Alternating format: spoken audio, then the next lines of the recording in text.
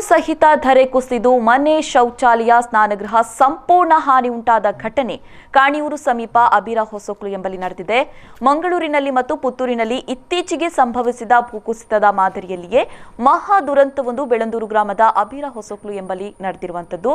ಮನೆಯ ಮೇಲೆ ಬಿದ್ದಿರುವ ಮಣ್ಣನ್ನ ಊರಿನವರು ಸೇರಿ ಸರಿಸಿದ್ದು ಬಿಟ್ರೆ ಸಮಸ್ಯೆ ಮಾಡಿದ ಜಾಗದವರು ಸಹಾಯಕ್ಕೆ ಮುಂದೆ ಬಂದಿಲ್ಲ. ಸುಮಾರು 2 ಲಕ್ಷದಷ್ಟು ನಷ್ಟ ಉಂಟಾಗಿದೆ. ತೀರಾ ಬಡವನಾದ ನನಗೆ ದುರಸ್ತಿ ಮಾಡಲು ಸಾಧ್ಯವಿಲ್ಲ ಅಂತ ಮನೆಯವರು ತಮ್ಮ ಅಳಲು ತೋಡಿಕೊಂಡಿದ್ದಾರೆ.